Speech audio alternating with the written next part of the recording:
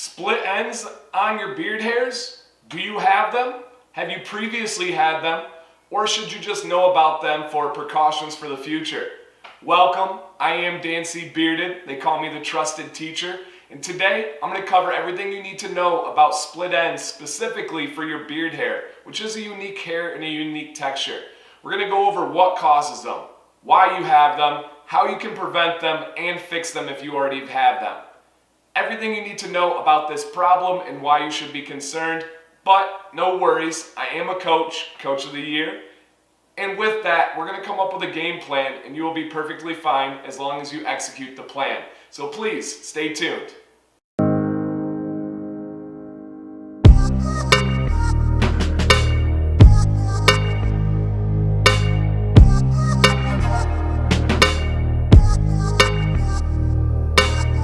Trichotilliosis.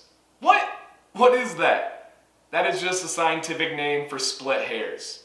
Split hairs or split ends is the fraying or splitting of hairs at the end of your hair follicle. This is usually caused from damaged or unhealthy hair, very similar to breakage that I just recently covered on my shedding versus breakage video. This is something that is damage to the hair and should be concerning to you. There are stages to this, and with each stage there is a growing level of concern. Why? Why does this occur? It's actually very simple. Dehydration, abuse, or weathering because of chemicals or heat. How? How are split ends different than breakage that I covered in my other video? With split ends, if it gets bad enough, you have to trim your beard for it to recover. With breakage, there's no trimming required. You can repair your beard through different methods than trimming.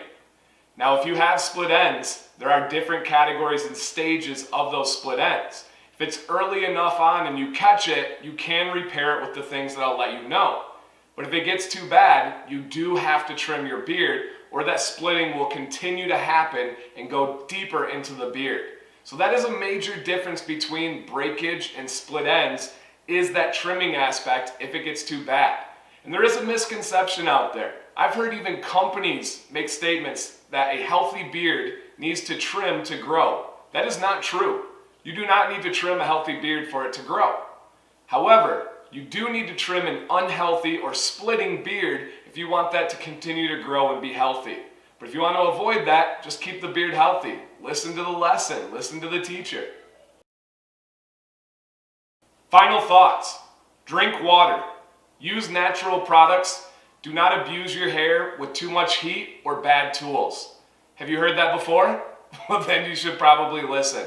I can't stress that enough how important those steps are for a healthy beard. You can avoid split ends by doing those simple steps. It's very simple. Keep it healthy and your beard will pay you back by looking glorious. It's an amazing process how it is a give and a take.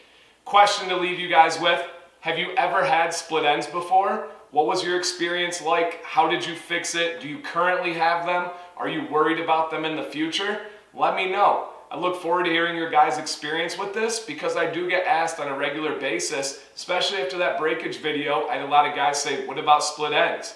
Follow those steps, you guys. I guarantee it will help. If I had to recommend one thing above all, drink the water.